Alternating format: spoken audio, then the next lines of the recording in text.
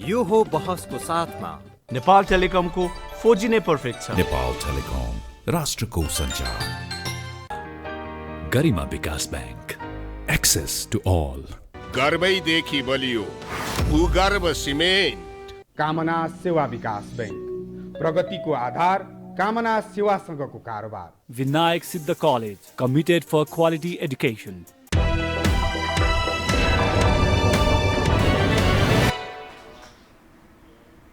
नमस्कार, यो हो बहसमा म यहाँहरूलाई हार्दिक स्वागत गर्दछु। जीवराम भण्डारी। आज यहाँहरू सामुन्ने उपस्थित हुनुहुन्छ खड्गप्रसाद पालुङवा, अर्थात् केपी पालुङवा भनेर पनि उहाँलाई बुझिन्छ। राष्ट्रिय जनमुक्ति पार्टीका अध्यक्ष हुनुहुन्छ। उहाँसँग आज म राष्ट्रिय जनमुक्ति पार्टी निर्वाचन आयोगमा 10औं नम्बरमा, अर्थात् यसलाई उपस्थित नेपाली जनसङ्ख्याको हिसाबले हेर्दा 10औं स्थानमा यसलाई मत प्राप्त भएको विगतले देखाउँछ। उहाँसँग आज म समग्रमा जाति जनजातिका विषय, ताजा नेपालको राजनीतिक अवस्था, यी यावत विषयलाई उठान गर्ने प्रयत्न गर्नेछु। यसकारण कि नेपालमा 125 भन्दा विभिन्न जाति जनजातिहरूको उपस्थिति छ। बहुभाषिक बहुधार्मिक देश। संविधानले धर्मनिरपेक्ष भनेर नेपालको देशलाई त्यसरी घोषणा गरेको छ, भलै विगतमा हिन्दू राष्ट्रको रूपमा यो परिचित थियो। केपी पालुङमा पूर्वको हुनुहुन्छ ताप्लेजुङको। जाति विषयलाई कहीँ न कहीँ उहाँहरू स्थान दिन चाहनुहुन्छ, त्यसकारण नै सायद राष्ट्रिय जनमुक्ति पार्टी भन्ने उहाँहरूले नामाकरण गर्नुभएको छ र त्यसलाई निरन्तरता दिने प्रयत्नमा उहाँहरू लागि पर्नु भएको छ। राष्ट्रिय जनमुक्ति पार्टी ताजा राजनीतिक अवस्थालाई कसरी हेर्छ र नेपालको राजनीतिले अब कुन कोल्टे फेर्ला, कता पदार्पण गर्ला, विश्लेषणात्मक र सूचनामूलक ढङ्गले कुराकानी गर्ने प्रयत्न गर्नेछु। सर्वप्रथम म उहाँलाई स्वागत गर्छु। स्वागत छ यहाँलाई। धन्यवाद। पालुङजी, अब म कहाँबाट सुरु गरेँ भने हजुर तपाईँको पार्टीको नामबाट सुरु गर्छु अनि म ताजा राजनीतिक अवस्था। ठिक छ। 125 भन्दा यो देशमा बढी विभिन्न जाति जनजातिहरूको उपस्थिति छ। एकदम सानो थोरै सङ्ख्यादेखि लिएर 15-16% एउटै जातिको उपस्थिति पनि छ। तर वर्चस्व एक स्थानमा एक जातिको भन्ने छैन। यो मिसिएर एकदम समन्वयको अवस्थाबाट एकले अर्कालाई आदर सम्मान गरेर बसेको यो देश, विविधताले भरिएको देश, यो एउटा साँच्चै भन्ने हो भने पृथ्वीनारायण शाहले भने चाहिँ यो साझा फुलबारीको रूपमा छ। जनमुक्ति भन्ने जुन छ नि, राष्ट्रिय, अब पार्टी त पार्टी भइहाल्यो, यो के भनेको जनमुक्ति बताइदिनुहोस् त। जनमुक्ति फेरि त्यसमा राष्ट्रिय भन्ने छ, यो के भन्न खोजे स्पष्ट पारिदिनुहोस् त। यो राष्ट्रिय जनमुक्ति पार्टीको नाम नै राष्ट्रिय जनमुक्ति पार्टी। राष्ट्रियहरू भनेको धेरै बहुराष्ट्रहरू मिलेर बनेको यो मुलुक, यो राष्ट्रहरूले भरिपूर्ण भएको। यहाँले अघि भन्नुभयो जस्तो फुलले बहुरूपी फुलहरूले सजिएको फुलबारी भने जस्तो यो राष्ट्रहरूले भरिएको, बहुजातिहरूले बसोबास गरेको बहुसांस्कृतिक, बहुधार्मिक, बहुभाषिक, बहुजातीय मुलुक भएकोले गर्दा हाम्रो पार्टीको नामै पहिला राष्ट्रिय भन्यो एउटा कुरा। अब जनमुक्ति भन्नाले चाहिँ कुनै जाति विशेषको चाहिँ होइन। यो जनताको मुक्ति हुनुपर्छ, न कि कुनै जाति चाहिँ फुलिरहने, कुनै जाति चाहिँ झारपातको रूपमा रहिरहने भने चाहिँ कुनै फुल्ने, कुनै चाहिँ झारपातको रूपमा सधैँ मासिरहने, टेक्सिरहने हुनाले यो चाहिँ सबै जाति समान हुन्, सबै नेपालीहरू समान हुन्, सबै नेपाली हामी नेपाली हौँ भन्ने हिसाबले, अपनत्व हिसाबले फल्न फुल्नको लागि चाहिँ सबै जातिहरूको मुक्तिको लागि, जातीय मुक्तिको लागि अथवा जनताको मुक्तिको लागि यो जनमुक्ति भन्यौँ हामीले, होइन। बहुत राम्रो भावना छ। समग्र जनता, सबैलाई समान अवसर, सबैलाई यथास्थिति अर्थात् समान अवसर प्राप्त हुनुपर्छ। हजुर। सबैको तपाईँले त्यो भावनाको प्रतिनिधित्वको त्यो ढङ्गले व्याख्या गर्नुभयो। तपाईँको दृष्टिकोणमा नेपाल जुन अवस्थाबाट गुज्रेको छ, कसैलाई काखा कसैलाई पाखा छ भन्ने तपाईँलाई लागेको छ? कुनै जाति कुनै विशेषलाई विशेष स्थान दिएको, कसैलाई गौण बनाइएको, संविधानले ऐन कानुनले त्यस्तो व्यवस्था गरेको छ भन्ने लाग्छ? होइन, यो 2046 सालसम्म अगाडिसम्म चाहिँ यो मुलुकमा एकात्मक शासन पद्धति थियो, शासन प्रणाली थियो, निरङ्कुशता थियो होइन, जहानिया शासन थियो।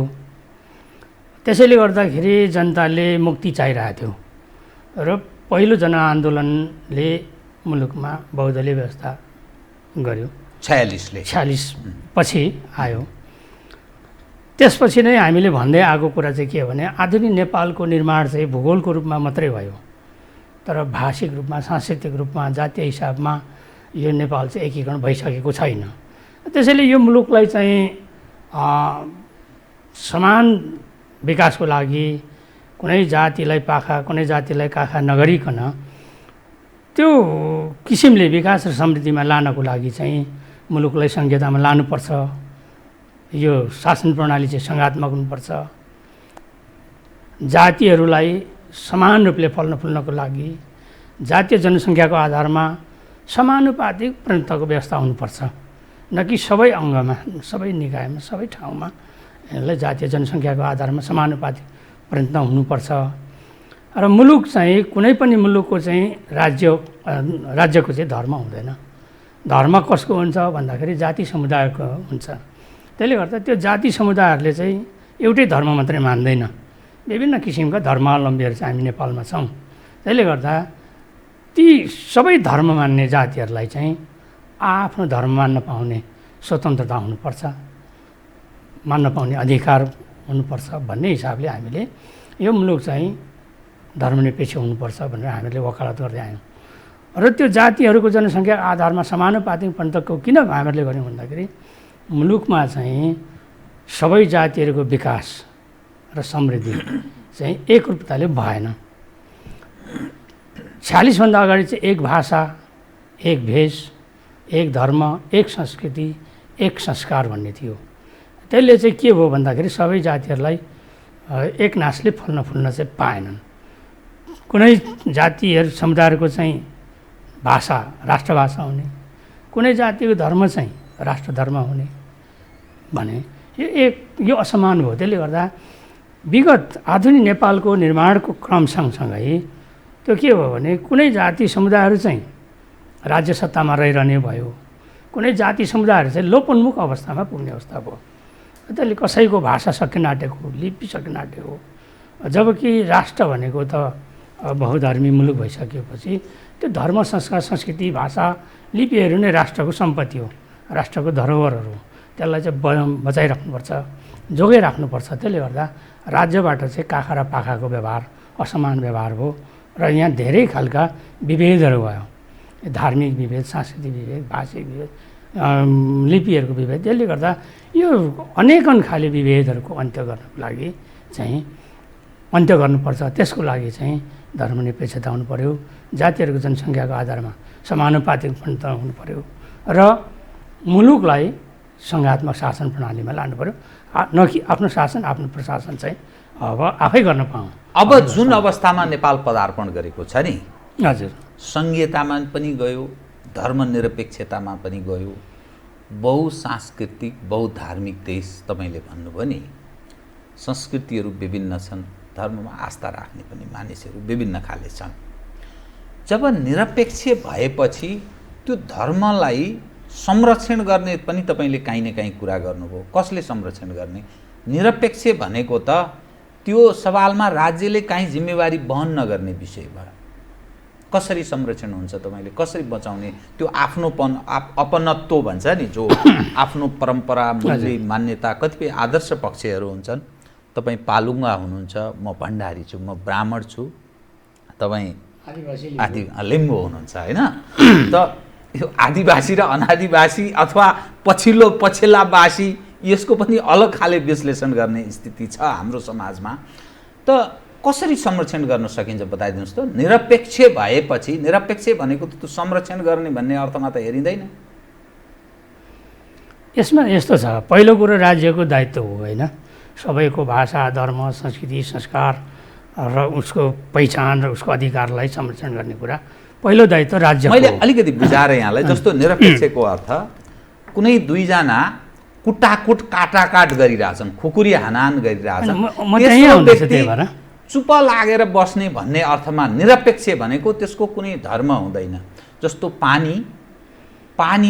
पानीले आफ्नो धर्म निर्वाह गर्छ, त्यो शीतलता प्रदान गर्छ, तपाईँलाई प्यास लागेको बेलामा पिउने। आगोले आफ्नो धर्म निर्वाह गर्छ, त्यो के पोल्छ या तपाईँ ऊर्जाको काम गर्छ, तपाईँलाई कुनै पकवान बनाएर खानु पर्यो भने त्यसैको माध्यमबाट तपाईँलाई प्राप्त हुन्छ। त निरपेक्ष भन्ने जुन भाषाको चयन भयो हामी कहाँ, त्यो संरक्षण गर्ने भन्ने अर्थमा त त्यो भाषाको प्रयोग हुँदैन। अनि कसरी त्यो संरक्षणको तपाईँ कुरा गरिरहनु भएको छ भन्न खोजेँ मैले बुझेँ त्यो कुरा अघि नै बुझेँ। निरपेक्षको भाषामा त्यहाँ पुग्नुभन्दा अगाडि म यहाँसँग के भन्न चाहन्छु भन्दा, पहिलो कुरो चाहिँ सबै कुरोको संरक्षण, त्यसको नियन्त्रण र त्यसको सुनिश्चित गर्नको लागि चाहिँ राज्यको दायित्व हो। राज्य कसरी चल्ने त भन्दा राज्यको मूल कानुन संविधानमै ती सबै कुराहरू व्यवस्थित भयो भने यो कुराहरूको अन्त्य हुन्छ भन्ने कुरा हो। अब जहाँसम्म निरपेक्षको धर्म हुँदैन भनेपछि राज्यले किन गर्ने भन्न खोजेँ के। त्यही भएर मैले के भन्नु खोजेको भने निरपेक्षताको कुरामा चाहिँ के हुन्छ भने धार्मिक स्वतन्त्रता र निरपेक्षताको कुरामा यहाँले जोड दिन खोज्नुभएको होला जस्तो मलाई लाग्यो। निश्चय होइन, तपाईँको धर्म र मेरो धर्म त म फरक छ, आस्था विश्वास फरक छ। म प्रकृति पूजक हुँ, यहाँ मूर्ति पूजक हुनुहुन्छ होइन। आस्था र विश्वास थोरै फरक छ हाम्रो। हामी ओमकार भित्रै पर्छ होइन त्यो होइन, अहिले त त्यो सबै काहीँ न काहीँ ओमलाई त काहीँ न काहीँ त धार्मिक रूपले त मुस्लिम र हिन्दूको पनि काहीँ न काहीँ त जोडिन्छ। त्यसले गर्दा तपाईँ हाम्रो बिचमा नजोडिने त कुरै छैन। हामी मानवीय विकासको क्रममा हामी सँगै थियौँ, तर विकासको क्रममा अलिक पहिचान फरक भयो होइन। जहाँसम्म निरपेक्षताको कुरा छ, धर्मनिरपेक्षता भनिदिइसकेपछि अरू डिबेट गर्नु परेन। तपाईँले तपाईँको धर्म मान्न पाउने, मैले मेरो धर्म मान्न पाउने, अथवा नेपालमा रहेका जे जति जाति समुदायहरू छौँ आफ्नो आस्था विश्वास र होइन धर्मको संरक्षण गर्ने, उसले मान्ने मनाउने, त्यो कुरालाई चाहिँ निरपेक्षता रूपमा छोडिदियो भने त्योभन्दा राम्रो अर्को हुँदैन। जहाँसम्म प्रलोभनमा धर्म परिवर्तन गरायो भने त्यसलाई दण्डित गर्ने कि नगर्ने, किनभने गरिबी छ, अशिक्षा छ, अभाव छ, पछौटेपनको शिकार छ नेपाली जन।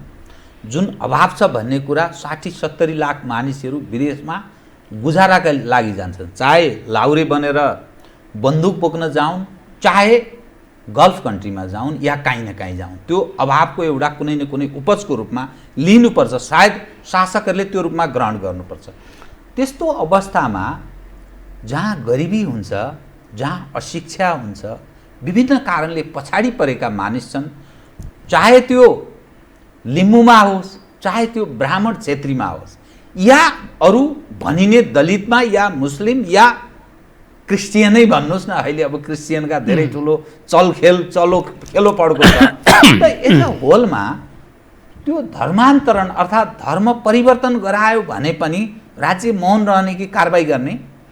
अनि यो प्रलोभनको कुरा चाहिँ प्रलोभनसँग जोडियो। यो कुरा चाहिँ के भने राज्यमा जब सबै नागरिकहरू होइन, सबै नागरिकहरू समान रूपले विकास हुन्छ, उसको समृद्धि हुन्छ, उसलाई कुनै किसिमको त्यो गरिबीबाट जब मान्छे मुक्त हुन्छ, त्यसपछि उसले के खोज्छ भन्दा पद खोज्छ, प्रतिष्ठा खोज्छ। जबसम्म उसँग पैसा आर्थिक रूपले ऊ सम्पन्न अथवा आर्थिक रूपले ऊ आफ्नो जीवनलाई यापन गर्न सक्ने सक्षम भइसकेपछि उसले पद खोज्छ, प्रतिष्ठा खोज्छ र आफ्नो पहिचान खोज्छ। तर जबसम्म खाली पेट हुन्छ, उसको खाली पेट रहन्जेलसम्म उसले पेटको लागि उसले सबै कुरा अङ्गीकार गर्न सक्छ। त्यसले गर्दा मुलुकको सबैभन्दा ठुलो समस्या चाहिँ राज्यको जुन मूल कानुन हो संविधान र संविधान अन्तर्गत बनिने जति पनि नियम कानुनहरू छन्, विनियमहरू छन्, पद्धतिहरू छन्, यो कुराहरूमा चाहिँ नेपालको सबैभन्दा कमजोरी यहाँ रह्यो। अर्को कुरो के रह्यो भन्दाखेरि मुलुक चलाउने अहिले जति पनि सत्तामा बसे होइन, शासकहरूको चाहिँ यो अहिलेको जुन गतिविधि हेर्दाखेरि शासकहरू राज्यलाई विकास र समृद्धितिर लाने भन्दा पनि आफ्नो स्वार्थ कसरी पुरा हुन्छ, आफ्ना नातागोता परिवारको कसरी विकास हुन्छ, अनि आफू कसरी मोटाइन्छ, आफूले कसरी कमाउने, राज्य त्यतातिर लाग्यो। त्यसले गर्दा गरिबीको कारणले गर्दाखेरि लाखौँ लाख युवाहरू विदेशी भूमिमा तातो भूमिमा जानुपर्ने अनि यहाँ अनेकौँ लोभ प्रलोभन दिएर आउने विभिन्न चलखेलहरू शक्तिहरूको पछि लाग्ने राजनीतिक दलहरू पनि त प्रभुको पछि लागिरहेछन्, देशी विदेशी शक्तिहरूको पछि लागिरहेछ। त्यसले गर्दा यो सबै कुरा चाहिँ गरिबी र राज्य सत्ता जुन चलाउने शासकहरू छन् उनीहरूको असफलता हो। मैले यसमा तपाईँले भनेकोमा मेरो विमति रहेन। मेरो विषय अरू थप अलिक स्पष्ट पारिदिनुहोस्। तपाईँको भनाइअनुसार कुनै जाति विशेषले हिजो चलाउँथ्यो हैन, जहानले कुनै परिवारले चलाउँथ्यो हिजो 46 साल पूर्व। तर नेपालमा 62-63 अहिलेसम्म जोडी ल्याउँदा झन्नै 15 वर्ष भएछ। नेपाल कुन अवस्थामा छ? सङ्घीयतामा छ, धर्मनिरपेक्ष छ, कुनै जाति विशेषको पनि छैन भन्ने अर्थमा बुझ्नुपर्ने हो होइन तपाईँको भनाइअनुसार। अनि यो 15 वर्षमा 31 वर्षमा सिङ्गापुर लिक्वान्युले काया पलट गरेको इतिहास छ। दक्षिण कोरियामा त्यही ढङ्गले काया पलट भएको इतिहास छ। मलेसिया त्यही ढङ्गले भएको छ। 20-25 वर्षमा चीनमा पनि काया पलट भएको छ। त्यो अवस्थाबाट त्यत्रो जम्प गरेको अवस्था छ। 46 देखि अहिलेसम्म जोड्दा 31 वर्ष प्लस भएछ। अनि यो सारा तपाईँले भने जस्तै सङ्घीयता पनि छ देशमा, निरपेक्षता पनि छ, अनि जनताले चयन गरेका शासक त्यो 1 नम्बरको भन्छ नि, त्यहाँ मधेसको मान्छे पनि कोही 1 नम्बरको भयो। अहिले महिला हुनुहुन्छ उहाँ पनि 1 नम्बरकै हुनुहुन्छ। अनि क्रान्तिकारी बनाउने पनि भएकै छन्, भ्रान्तिकारी पनि भएका छन्, अलि अर्को प्रजातन्त्रवाला हौँ भन्ने पनि भएकै छन्। अनि के भयो त यो, किन भएन त बताइदिनुहोस् त। अनि यहाँ के भयो भने व्यवस्था परिवर्तन भयो, जनताको अवस्था परिवर्तन भएन, शासन सत्ता परिवर्तन भयो, शासक परिवर्तन भएन होइन। 45-46 सालको पहिलो जनआन्दोलनले एउटा शासन व्यवस्थालाई अन्त्य गर्यो। 62-63 को दोस्रो जनआन्दोलनले संवैधानिक राजतन्त्रको अन्त्य गरेर होइन गणतन्त्रमा गयो, गणतन्त्रसम्म आइपुग्यो। तर यो आउने क्रममा के भयो भन्दाखेरि संविधान पनि लेखियो, तर संविधानमा पूर्ण संहिता आएको छैन होइन। अर्को कुरो धर्मनिरपेक्षता लेखियो, तर धर्मनिरपेक्षता पनि पुनर्व्याख्या गरियो। त्यस्तै गरेर तपाईँको हरेक कुरामा संविधान चाहिँ, त्यसले गर्दाखेरि यसमा धेरै कुरामा समय लाग्ला, तर संविधान चाहिँ त्रुटिपूर्ण रह्यो, अधुरो रह्यो, अपुरो रह्यो।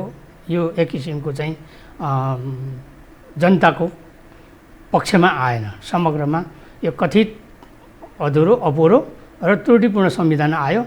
यो संविधानको चाहिँ पुनर्लेखन हुनुपर्छ भनेर हामीले त्यो कारणले भनिरहेछौँ। किनभने तथाकथित संहिता आयो, शासन गणतन्त्रसम्म पुग्यो, तर शासक तिनै आए, उनीहरूको निरन्तर परिवर्तन मात्रै गरिरहने। अनि यो हामी जुन अवस्थामा हामी छौँ, संसार कहाँ प्रवेश गरिसक्यो।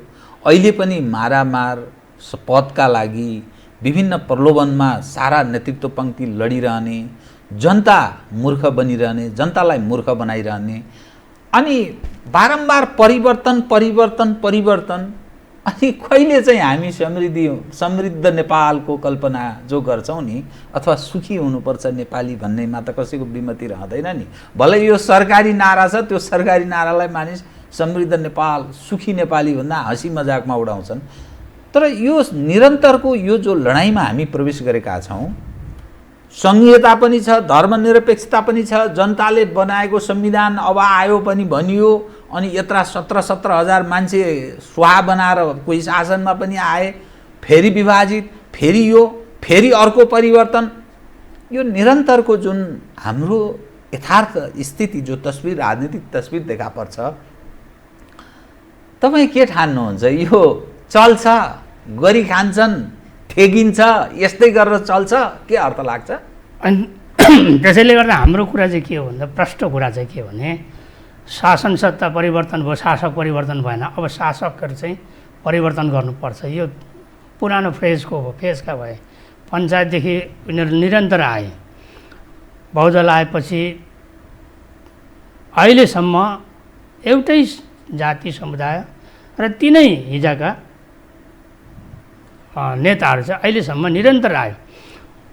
यहाँ सङ्घीयता पूर्ण आइसक्यो भने, तर पूर्ण सङ्घीयता आएको छैन। किनभने अहिले सिडिओले शासन गर्छ क्या जिल्लामा, प्रदेशको कामै भएको छैन है। त्यसले गर्दा यो धेरै कुराहरू चाहिँ अधुरो छ, सङ्घीयता आइसकेको छैन। धर्मनिरपेक्षता पनि त्यो लेख्ने काम भयो, तर त्यसको पुनर्व्याख्याले गर्दाखेरि के भएको छ भन्नुहुन्छ भने अहिले गोरु लडेर मरिखाने, गोरु लडेको मरेको खानेहरू पनि अहिले जेलमा छन्। यदि त्यसो हो भने मेरो पुर्खा र मेरो कुललाई पूजा गर्नको लागि गोरुको टाउको चाहिन्थ्यो। अहिले त म टाउको चढाउँदैन, बेग्लै कुरा हो, तर मेरो त्यो संस्कारबाट आएको मान्छे। तर गोरु खाने मान्छे पनि छ, गोरुलाई गाईलाई पुज्ने मान्छे पनि छ होइन। यसले गर्दाखेरि यो मुलुक चाहिँ यस्तो खालको भयो। एकले अर्काको अस्तित्वलाई स्वीकार्ने विषय। धर्मनिरपेक्षताको कुरा चाहिँ पुनर्व्याख्या गरिदिएपछि त्यो 1990 सालको मुलुकी ऐनले अहिलेसम्म निरन्तरता पाएको छ। यहीँ त्रुटि भयो धर्मनिरपेक्षताको कुरामा। अर्को कुरो, शासन सत्ता चाहिँ कस्तो हुनु पर्यो भने साझा हुनु पर्यो, सबैको अपनत्व हुने खालको हुनु पर्यो होइन। अहिले यहाँले हेरिरहनु भएको छ, मैले भनिरहनु परेन। नेपाली काङ्ग्रेसको पार्टी केन्द्रीय कमिटीलाई हेरौँ, त्यहाँ त जातीय होइन लिङ्गीय पनि मिलाएको छैन। क्षेत्रीय त धेरै टाढो कुरा हो होइन। नेपाल कम्युनिस्ट पार्टीको कुरा त्यही हेरौँ, जनता समाजवादी पार्टीको कुरा त्यही हेरौँ। अब यो पार्टी पनि एउटा एकात्मक भयो, नस्लीय भयो। राज्य सञ्चालकहरू पनि त्यही भयो। हेर्नुहोस् न, राष्ट्रपति, प्रधानमन्त्री, मन्त्री परिषद, संवैधानिक अङ्गहरू होइन, अदालतीहरू, न्यायपालिका, कार्यपालिका, व्यवस्थापिका, हरेक कुरा चाहिँ के भयो भन्दा त्यो एक चिन्तन, एक नस्लीय चिन्तन, एकात्मक चिन्तन, एक जातिवादी किसिमको भयो। कसरी बताइदिनुहोस् त। राष्ट्रपति जम्मा 2टा अहिलेसम्म भएका छन् यो देशमा। पहिलो राष्ट्रपति र उपराष्ट्रपति तराई मुलका भए, अर्थात् यादव, र अर्को त्यस्तै। अनि अहिले महिला हुनुहुन्छ राष्ट्रपति, उपराष्ट्रपति तपाईँकै भाषामा मैले भने जनजाति वर्गबाट हुनुहुन्छ पुन। अनि तपाईँले भने जस्तै काङ्ग्रेसमा पनि त्यो भनिने जनजाति या दलितको उपस्थिति छ। अनि नेपाल कम्युनिस्ट पार्टी नेकपामा तपाईँकै क्षेत्रतिरका मानिस सुभाष नेम्बाङहरू सेकेन्ड थर्ड म्यानको रूपमा उपस्थित हुनुहुन्छ, अर्थात् प्रभाव छ उहाँहरूकै राय सल्लाहमा ओलीजी परिचालित हुनुहुन्छ भनेर भन्छ लिगल्ली। अनि न्यायालयमा पनि महिलाको उपस्थिति रह्यो, सभामुखको रूपमा पनि महिलाको उपस्थिति। त्यो अनुहार जो हेरिन्छ नि, अनि के गर्दा चाहिँ हुने भनेर बुझ्नुपर्ने हुन्छ आम मानिसले बताइदिनुहोस् त। त्यसैले गर्दा हाम्रो कुरा चाहिँ के छ भन्दाखेरि अहिलेको यो संविधानमा पूर्ण भएन, अधुरो भयो भन्नु खोजेको चाहिँ के हो भन्दा त्यसैले गर्दाखेरि यो सबैको फुलबारी बनाउने हो भने होइन, सबैले मेरो सत्तामा मेरो अपनत्व छ भन्ने कुरा गराउनको लागि हाम्रो भनाइ के भन्दाखेरि राष्ट्रपति अध्यक्ष मण्डल बनाऊँ, 5 वर्षे कार्यकाल, हरेकले 1-1 वर्ष भनौँ। त्यसमा खसार्य, आदिवासी जनजाति, मधिसे, मुस्लिम, महिला मिलाएर 5 जना राष्ट्र हरेक वर्ष त्यो घुमिरहने भनौँ होइन। प्रधानमन्त्रीलाई निर्वाचित प्रधानमन्त्री होइन, जननिर्वाचित प्रधानमन्त्री भनौँ। अहिले जस्तो होइन घोचिरहने, अनि संविधानमा व्यवस्था नभएको कुरा प्रधानमन्त्रीले गर्ने, प्रत्यक्ष निर्वाचित प्रधानमन्त्री, जनताबाट प्रत्यक्ष निर्वाचित हुने भन्न खोज्नु भयो। हजुर, यसरी गयो भने राम्रो हुन्छ भन्ने कुरा हो। त्यसले गर्दा अन्य कुरामा के गरौँ भन्दाखेरि जातिहरूको जनसङ्ख्या जे जस्तो छ, जातिहरूको जनसङ्ख्याको आधारमा समानुपातिक पञ्चायतको व्यवस्था गरिदिउँ, संसदको त्यही व्यवस्था गरिदिउँ होइन। त्यस्तै गर्दा मन्त्री परिषद त्यसरी बनाऊँ। त्यसै गरी हरेक नीति संवैधानिक अङ्गहरूमा पनि हामी पालो आउने गरी सबै जातिको प्रतिनिधित्व हुने गरी ल्याउँ। यहाँ त के भयो भन्दाखेरि हजुरलाई मैले भने सेना, प्रहरी होइन, निजामती, अनेक कुराहरूमा एक जातीय बाहुल्यता रह्यो। यसको अन्त्य हुनुपर्छ होइन। अनि अर्को कुरा चाहिँ के भने त्यसको लागि चाहिँ के गर्नु भने अब त्यो 1000, 2000, 5000, 10,000 को अल्पसङ्ख्यक जातिहरू कहिले सत्तामा नआउने भए? उनीहरूको भाषा, उनीहरूको लिपि, उनीहरूको धर्म, उनीहरूको संस्कृति सकिनै आँटेको छ, मेटिनै आँटेको छ। त्यसले गर्दा यी सबैहरूलाई बाँच्न दिनुपर्छ, फुल्न दिनुपर्छ। त्यसमा कसैको विमति हुँदैन कि, तर तपाईँले जुन सबै जाति जसको उपस्थिति जुन रूपमा छ त्यो आधारमा गरौँ भन्दा त फेरि क्षेत्रीयहरूको झन्डै 16% भन्छन्, ब्राह्मणहरूको झन्डै 13% भन्छन्, अनि फेरि डेमोक्रेसी जसलाई हामी भन्छौँ नि, जसलाई लोकतन्त्र या प्रजातन्त्र भन्छौँ, अनि प्रतिस्पर्धाको विषय अलग फेरि विषय छ। किनभने अब्बल क्षमतावान मान्छेले त्यही यथास्थिति अर्थात् गतिलो ठाउँ जो क्षमता राख्दछ उसलाई त्यो स्थान प्रदान गर्ने कुरा हुन्छ, किनभने त्यो बुद्धिले काम गर्ने विषय हुन्छ। अनि बहुमत र अल्पमतको विषय फेरि आयो भने त अन्त्य फेरि क्षेत्री बाहुनलाई नै स्थान बढी हुने हो त। यसरी जातीय हिसाबले अप्ठ्यारो हुँदैन त भन्नु? यहाँको कुरा मैले बुझेँ। त्यही अप्ठ्यारोलाई सजिलो बनाउनुको लागि, अप्ठ्यारो बनाउनुको लागि चाहिँ जातिहरूको प्रतिनिधित्व चाहिँ समानुपातिक बनाउँ भन्ने हुन्छ। अब 28%, 30% को समुदायले, जाति समुदायले 90% लिदिसकेपछि जो बाँकीले त अब बाँकी त असन्तुष्टि हुने भयो नि त। त्यो असन्तुष्टिलाई चाहिँ होइन बाट पैदा हुने द्वन्द्वलाई चाहिँ निराकरण गर्नको लागि चाहिँ 28%मा यदि छ भने अथवा 31% छ भने 31%कै उपस्थिति चाहिँ त्यहाँ ल्याउनु पर्यो होइन, न कि 31% को चाहिँ 1%मा 2%, 3%मा झऱ्यो भने त्यहाँ चाहिँ खाडल भयो, असमान भयो, त्यहाँ व्यावहारिक रूपले मिलेन। यो मिलाउनको लागि चाहिँ के गर्नु पर्यो भन्दा जातिहरूको जनसङ्ख्याको आधारमा समानुपातिक प्रतिनिधित्व व्यवस्था गर्ने। 10 लाख जनसङ्ख्या छ भने उसले 10 लाख बराबर 10वटा सिट पायो भने 10वटा सिट व्यवस्था गरिदिउँ। त्यो 10वटा सिट जस्तै आदिवासी जनजातिहरूको 10वटा सिट भयो होइन। आदिवासीहरूलाई प्रतिस्पर्धा गर्न लाउने 10वटा सिट हुन्छ, आदिवासीको सूचीकृत गरिदिने, उनीहरू 10वटा कोटाभित्र लड्छ होइन। खसार्य 29% भयो एकछिनको लागि, अनि 29% कोटा छुटाउँ, 29% खसारेको लागि ढङ छुटाउँ। मैले निर्वाचन आयोगमा अस्तिदेखि डिबेट गर्दैछु, यो अहिलेको संविधानमा निर्वाचन प्रणाली गलत भयो, रङ भयो। अहिलेको निर्वाचन प्रणालीले के गर्ने भयो भने जितेर जानको लागि खर्च गर्नु पर्यो। खर्च गरेर जितेर गइसकेपछि हिजो खर्च गरेको पैसा फेरि ल्याउनु पर्यो।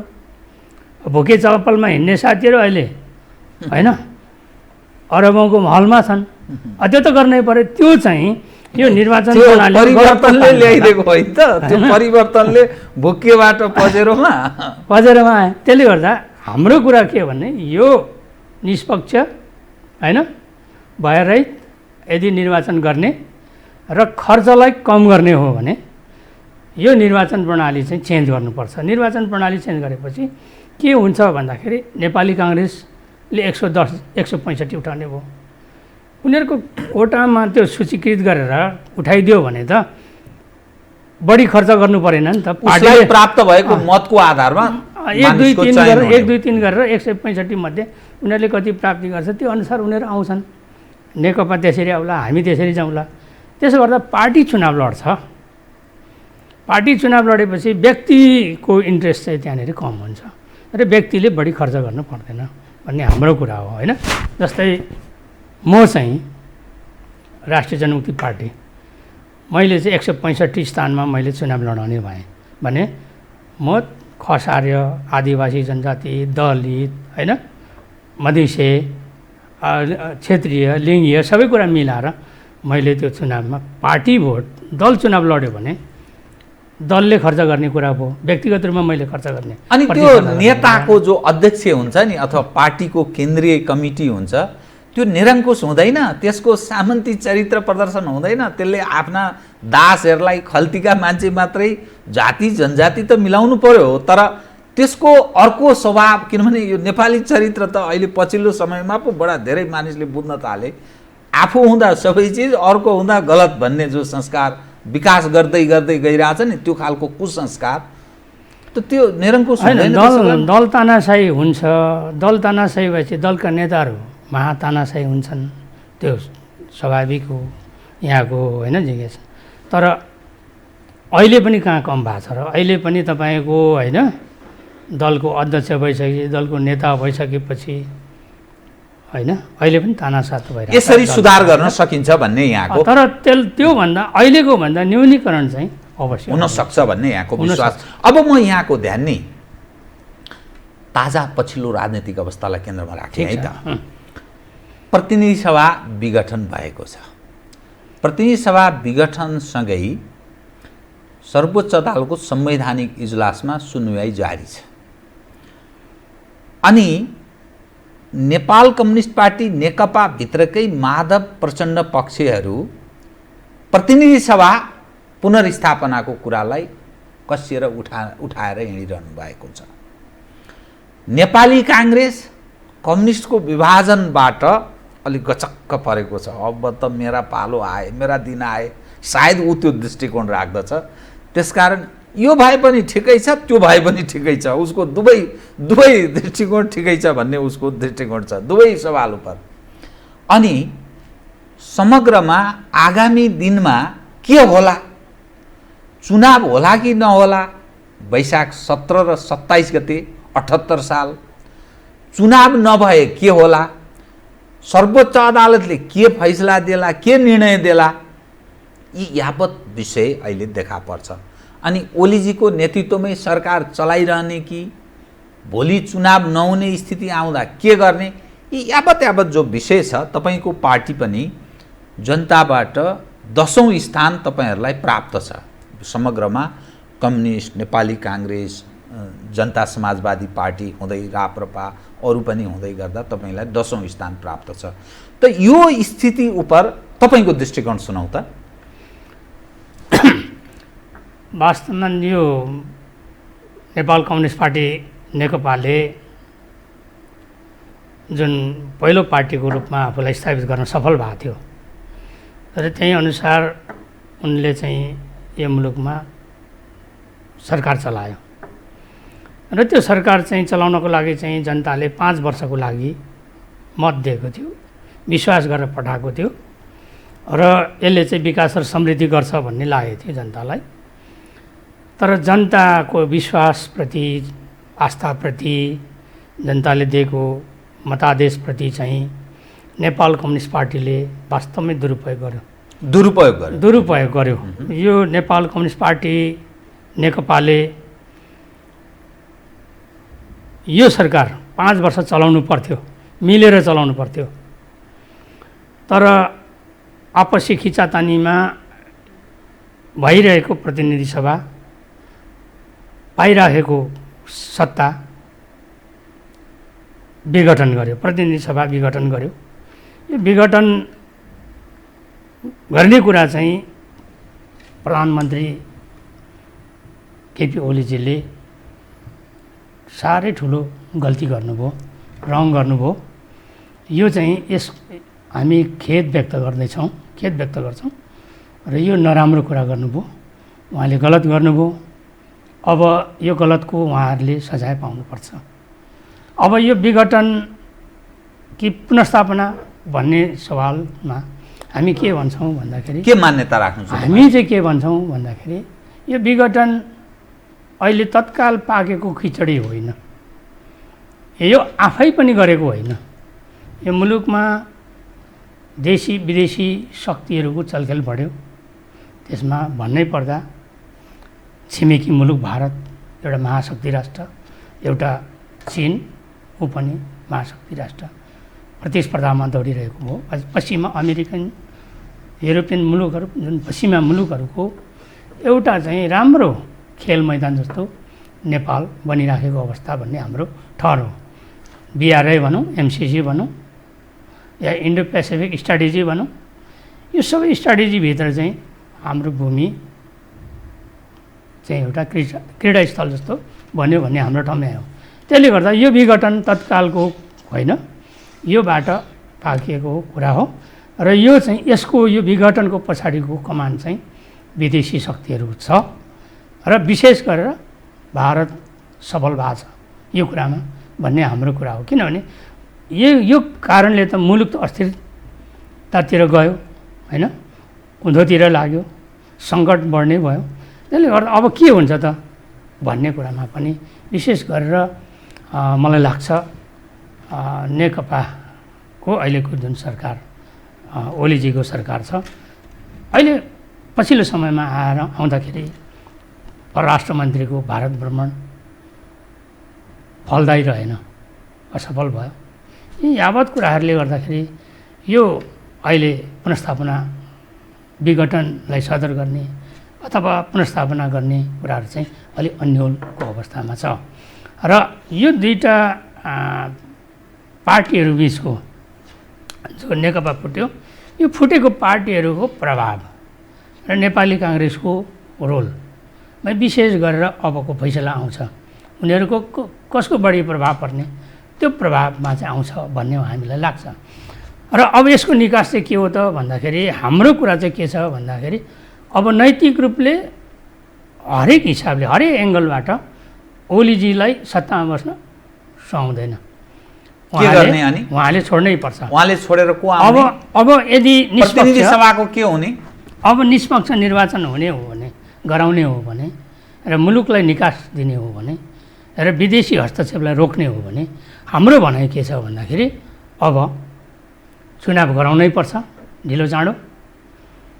अहिले वैशाखमै त चुनाव सम्भव देखेका छैनौँ हामीले, हरेक हिसाबले सम्भव छैन। त्यसले गर्दा अबको निकास भनेको चाहिँ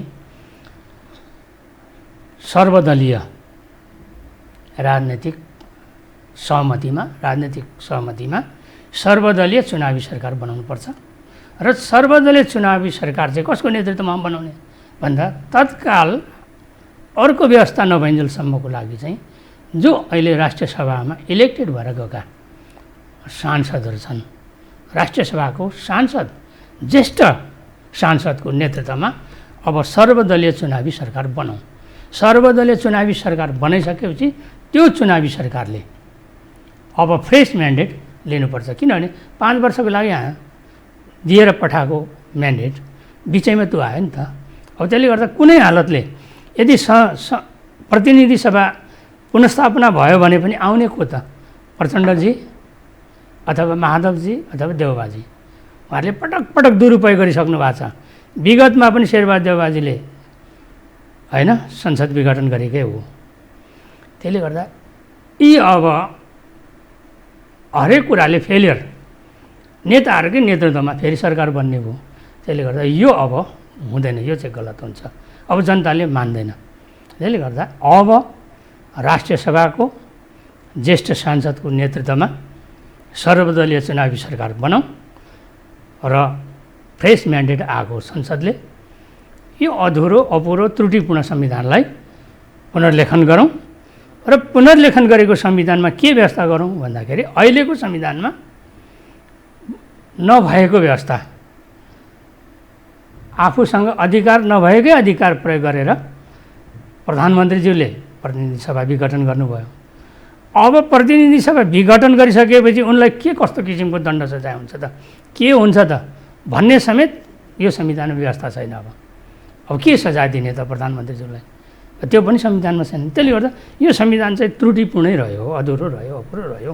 त्यसले गर्दा यसलाई व्यवस्था गर्नु पऱ्यो। अर्को कुरा चाहिँ हाम्रो डिबेट कहाँ छ भन्दाखेरि यो संविधान घरिघरि संशोधन गरिरहनु नपरोस्, पटक पटक संविधान चाहिँ फेरिरहनु नपरोस्।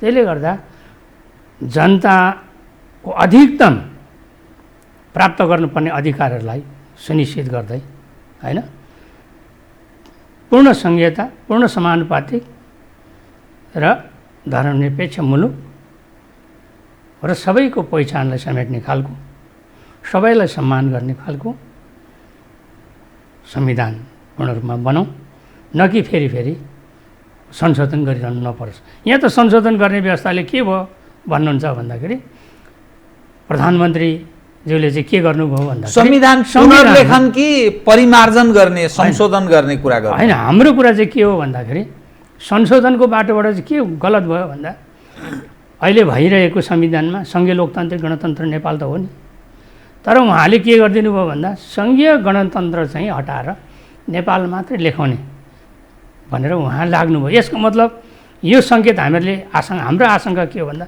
अब सङ्घीय लोकतान्त्रिक गणतन्त्र नै सिद्ध्याउने, अहिलेको वर्तमान वर्तमान संविधानलाई सिद्ध्याएर पुनरुत्थानवादीहरूलाई प्रोत्साहित गर्दै फेरि तपाईँको 2047तिर फर्किने सम्भावना हामीले देख्यौँ। त्यसैले गर्दा त्यो सम्भावना छ 47 मा फर्कने सम्भावना देख्दै हुनुहुन्छ तपाईँ?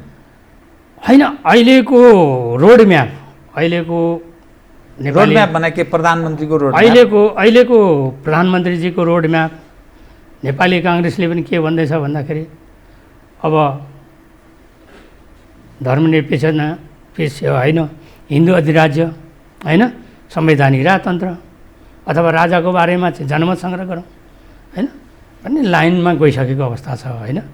त्यस्तै गरेर तपाईँको नेपाल कम्युनिस्ट पार्टी नेकपा ओलीजीको कदम होइन, कहिले चुच्चे नक्सा देखाउने, कहिले पुस्तकबाट हटाइदिने, अब कहिले चाहिँ तपाईँको सङ्घीय गणतन्त्र हटाएर नेपाल मात्रै लेखाउने, कहिले चाहिँ यो मैले त यो धर्मनिरपेक्षता र यो संहिता स्वीकारेकै थिएन, मैले त आध्यात्मिक लेखेको मात्रै भन्ने आदि इत्यादि यो सङ्केत कुराहरूले गर्दा चाहिँ यही देखिन्छ। त्यसले गर्दा संशोधनको बाटोबाट चाहिँ संविधान के अरे 47 मा नपुग्ला भन्न सकिँदैन। त्यसले गर्दा यो नेपाल कम्युनिस्ट पार्टी नेकपा चाहिँ प्रचण्ड र माधव पक्ष एउटा, अनि ओलीजी रामबहादुर थापा बादलजीहरू अलग अर्को पक्ष, अनि वामदेव गौतमजी फेरि अर्को ढङ्गले एकता भनेर जुन खालको प्रयास भइरहेछ नि, यो समग्र हेर्दा चाहिँ यो के भएको भन्ने ठान्नुहुन्छ तपाईँ? एउटा पार्टीको रूपमा, पार्टी एज एउटा अध्यक्ष विहङ्गम हिसाबले राष्ट्रिय समस्यालाई हेर्ने जो दृष्टिकोण सायद बनाउनुहुन्छ नि, यो के को उपज हो? यो के कारणले यस्तो स्थितिमा पदार्पण गर्यो भन्ने ठान्नुहुन्छ? पार्टी फुटको सङ्घारमा आइसकेपछि दुईवटा पक्ष त निश्चित रूपमा हुन्छ। दुईवटा पक्षलाई मिलाउँ भन्ने एउटा निष्पक्ष होइन मनले आएको पनि हुनसक्छ, कतैबाट पठाइएको पनि हुन्छ होइन। यो त स्वाभाविक नै मान्छौँ हामी होइन। दुईवटा पार्टी फुट्यो, तर यो फुटको सङ्घार चाहिँ के कारणले फुट्यो? फुटको कारण म त्यही भन्दैछु। फुट चाहिँ के भन्दा देशी विदेशी शक्तिहरूको चलखेल नै हो। जस्तै एमसिसी पास नगराउने होइन, अब लगायतका मुद्दाहरू विषयहरू त्यो देशी विदेशी शक्तिहरूको इन्ट्रेस्टका कुराहरूको कारणले गर्दाखेरि यो सबै कुराहरू चाहिँ भइराखेको कुरा हो। र अर्को कुरा चाहिँ त्यसमा चाहिँ के भने अघि नै एकचोटि भन्दै हुनुहुन्थ्यो, लोभ लालच होइन, मोह, अब सबैलाई कमाउनु पर्ने, आफ्ना मान्छेलाई ठाउँ ठाउँमा पुर्याउनु पर्ने होइन, बाँचुन्जेल चाहिँ आफू त्यही सत्तामै रहिरहनु पर्ने एउटा यो जुन मानसिकता छ, चिन्तन छ होइन, त्यो एकल चिन्तन होइन, एकात्मक चिन्तन र मै मात्र खाउँ, मै मात्र लाउँ, मै मात्र गरिरहँ भन्ने खालको चिन्तनको काममा एउटा चाहिँ अर्को कुरा चाहिँ मैले अघि भने देशी विदेशी शक्तिहरूको ग्रान्ड डिजाइनमा चाहिँ अब चल्ने भयो। रिमोट चाहिँ अहिलेका यी जति पनि दलहरू छन्, दलका ठुला दल भनौँ न, अहिले कति ठुला दल, नेपाली काङ्ग्रेस, नेकपा, जम्मै नेकपा, अनि त्यसपछि अहिलेको जसपा, यिनीहरूको रिमोट चाहिँ अब आफ्नो शीर्ष नेतृत्वहरूको हातमा भएन, यो चाहिँ बाहिर रह्यो। त्यसले पनि काम गर्यो भन्ने हाम्रो। अनि यो यत्रो ठुलो परिवर्तन उपलब्धि भन्नुभयो होइन त, अनि उपलब्धि पनि ठान्ने, परिवर्तन भयो, राम्रो परिवर्तन एक हिसाबले भयो, फड्को मार्यो पनि भन्ने, अनि विदेशीहरूको कब्जामा प्रभुको आदेशमा चल्ने, अनि के परिवर्तन, अनि यस्तो सिस्टमलाई बचाउनुपर्छ भन्ने किन मान्यता राख्ने? अनि त्यसैले मैले अघि पनि भने व्यवस्था परिवर्तन भयो, जनताको अवस्था परिवर्तन भएन, शासन सत्ता परिवर्तन भयो, शासकहरू परिवर्तन भएन। यहाँ जड कुरा के हो भन्दा राज्य मुलुक रहने कि नरहने होइन, मुलुक रहे हामी रहने होइन, सत्ता रहने। तर अहिलेसम्मको हेर्दाखेरि जति पनि राजनैतिक परिवर्तनहरू छ, यो राजनैतिक परिवर्तन नेपाली जनताहरूले स्वतःस्फूर्त गरेको देखिँदैन। कसले गराएको होइन, जस्तै नेपाली काङ्ग्रेसको नेतृत्वमा राणाहरूको शासन अन्त्य गर्यो, तर त्यो के भयो भन्दाखेरि भारत र अङ्ग्रेजहरूको होइन स्वार्थ राणाबाट पुरा नहुने भएपछि नेपाली काङ्ग्रेस भारतमा जन्मायो होइन, भारतकै सहयोगमा राणाको अन्त्य भयो, त्यो शासनको अन्त्य भयो। त्यसपछि नेपाल कम्युनिस्ट पार्टी पनि भारतमै जन्म्यो। यसलाई लम्ब्याउँदिनँ। 45 साल 46 सालको जनआन्दोलन, पहिलो जनआन्दोलन, बहुदलीय जनआन्दोलन, त्यति बेला 13 महिना भारतले नाकाबन्दी गरेका छ। भारतको पूर्व प्रधानमन्त्री डाक्टर चन्द्रशेखर साक्षीबारीमा आएर भाषणै गरेको छ। नेपालको सार्वभौम सत्ता स्वाधीनतामाथि आँच आउने गरी बोल्नु भएको छ। यसरी हेर्दा 46 सालको जनआन्दोलन पनि, किनभने त्यति बेलाको शासन सत्ताले भारतले भने जस्तो भएन होला, त्यो देखिन्छ। त्यसपछिको 52 देखि 62 सम्मको जनआन्दोलन, जनयुद्धलाई हेर्दाखेरि पनि छिनभरमा पक्र्न सक्थ्यो भारतले चाहेको भने। प्रचण्डजीहरू, बाबुराम भट्टराईजीहरू जति पनि जनयुद्धका नेता कार्यकर्ताहरू त भारतमै हुर्के। भारतीय तपाईँको हतियारहरू पनि नेपालमा आए। यसो हेर्दाखेरि के हो भन्दाखेरि नेपाली अहिलेका राजनेताहरूले आफ्नै बलबुतामा गरेको परिवर्तन चाहिँ होइन। यो निरन्तर काम चाहिँ के गरिरहेछ भन्दाखेरि विदेशी र विशेष गरेर भारतले नेपालको अस्थिरता, नेपालमा कसरी अस्थिर बनाउने, कसरी सङ्कट बनाउने, भारतभित्र नेपाललाई कसरी सिक्किम बनाउन सकिने, त्यो उनको निरन्तर प्रयास चाहिँ अहिलेसम्म भइराखेको छ। त्यसले गर्दा त्यो प्रयास चाहिँ अहिलेसम्म सफल भएको छैन। त्यसले गर्दा सिक्किमको ल्यान्ड अफ दोर्जे भने जस्तै भारतले अर्को ल्यान्ड अफ दोर्जे खोजिरहेको अवस्था हो कि भन्ने हाम्रो आशंका हो, होइन? त्यसले गर्दा यो असफलताको कुरा चाहिँ यी कारणहरूले गरेको हो भन्ने हाम्रो ठम्मै हो। जहाँसम्म विकासको कुराहरू, परिवर्तनका कुराहरू नेपाली जनताको चाहनाहरूले त्यसलाई सपोर्ट गर्यो र अहिलेसम्मको परिवर्तनहरू चाहिँ आएको हो। यो परिवर्तनलाई नकारात्मक रूपले हेर्नु हुँदैन, सकारात्मक रूपले हेर्नुपर्छ। यो सकारात्मक कुरा हो। तर यतिले पुगेन र यदि राष्ट्र बचाउने, राष्ट्रियता बचाउने र नेपालको सार्वभौम स्वाधीनतालाई जोगाइराख्ने हो भने अबको यो शासकहरूलाई पाखा लगाएर के को माध्यमबाट पाखा लगाउने? चुनावकै माध्यमबाट, चुनाव जिता उनीहरूलाई हराएर जनताले मत जाहेर गरेर कि विद्रोहको माध्यमबाट, अर्को बाटो अवलम्बन? तत्काल विद्रोहको बाटो होइन, गृहयुद्धको बाटो त सम्भव छैन। तर यदि नेपाली जनताहरूले साँच्चै नै सत्ता र पैसा यदि यिनीहरूले खर्च गरेन भने यिनीहरूलाई जनताले पाखा लाउँछ। तर अहिलेसम्मको भएको कुरा चाहिँ के भने शासन सत्ता र राज्यको ढुकुटी, होइन, र पैसा, यो जति भ्रष्ट गरेको छ, यो भ्रष्टाचारको पैसाहरूले चाहिँ काम गरिराखेको अवस्था छ। यदि नेपाली जनताले यदि त्यो कुरा बुझ्ने हो भने पहिल्यै पाखा लागिसक्थ्यो। तर मलाई लाग्छ अबको दिन उनीहरूको राजनैतिक आयु चाहिँ लामो छैन, किनभने जनताले धेरै बुझ्ने भइसकेको छ। उनीहरू भनेको को? जो शासन सत्तामा अहिलेसम्म निरन्तर आइराखेका छन्। विकल्प के त? विकल्प त मैले अघि नै भने, अब विकल्प भनेको तेस्रो धारा जो हामी भनिरहेछौँ, जनमुक्ति विचारधारा भनिरहेछौँ।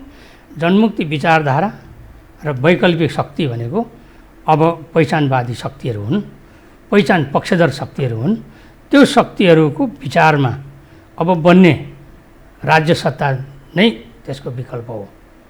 त्यो चाहिँ के हुन्छ भन्दा मैले अघि भने जातिहरूको जनसङ्ख्याको प्रतिनिधि सभा पुनर्स्थापना चाहिँ तपाईँले किन नचाहेको? होइन, यो हामी यो संविधानको बहसतिर लागेका छैनौँ। अहिले वर्तमान संविधानलाई हामीले राम्ररी पूर्ण रूपमा, होइन, यसलाई हामीहरूले अङ्गीकार गरिसकेका छैन, एउटा कुरा। अर्को कुरा के भने विघटन हुँदाखेरि पनि जनतालाई के फाइदा, तपाईँ र मलाई के फाइदा, पुनर्स्थापना हुँदा पनि तपाईँ र मलाई के फाइदा, होइन? पुनर्स्थापना हुँदाखेरि पनि ओलीजीको सट्टामा देउबाजी आउला अथवा माधवजी आउला, कोही न कोही यिनै, होइन, नेताहरूमध्ये एकजना आउने हुन्, होइन? नयाँ परिवर्तन त केही आउने भएन नि त। विकास र समृद्धिका कुराहरू त अब खोलै खोला गए, होइन? त्यसले गर्दा हुँदा के नहुँदा के। त्यसले गर्दा हाम्रो कुरा के भने अब फ्रेस म्यान्डेटतिर लागौँ, चुनावमा लागौँ भन्ने। चुनावमा जाउँ। हस्, तपाईँसँग कतिपय विषय अरू कुरा गर्न म चाहन्थेँ तर समयले साथेन। केही भन्न खोज्नु भयो तपाईँले? हजुर, के?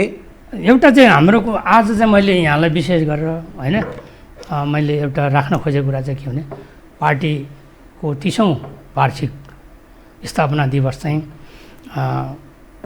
माघ 6 गते भोलि हाम्रो स्थापना दिवस छ। स्थापना दिवसको उपलक्ष्यमा चाहिँ म यहाँलाई निम्तो पनि गर्न चाहन्छु। बहुत धन्यवाद। र नेपाली जनता जहाँ रहे पनि उहाँहरूलाई यो पार्टी अविरल रूपमा 30 वर्ष पुगेको शुभ अवसरमा म देशवासीहरूलाई नेपाली जनताहरूलाई हार्दिक शुभकामना भन्न चाहन्छु। र राष्ट्रिय जनमुक्ति पार्टीलाई पनि एउटा वैकल्पिक धारको रूपमा, तेस्रो धारको रूपमा, शक्तिको रूपमा हेर्ने र यसलाई माया गर्ने होइन, यसलाई हातेमालो गर्ने चाहिँ गर्नको लागि म हार्दिक आह्वान पनि गर्न चाहन्छु। र अन्त्यमा मलाई आज यो हो टेलिभिजनमा जीवराम भण्डारीजीले जुन पार्टीको विचार राख्ने अवसर दिनुभयो, यहाँहरूलाई हार्दिक धन्यवाद।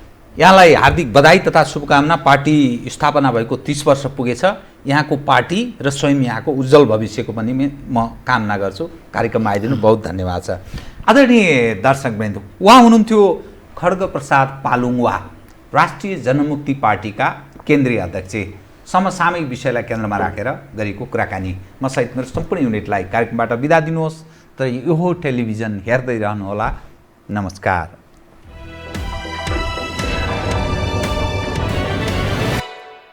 यो हो बहसको साथमा नेपाल टेलिकमको 4G नै पर्फेक्ट छ। Nepal Telecom, राष्ट्रको सञ्चार।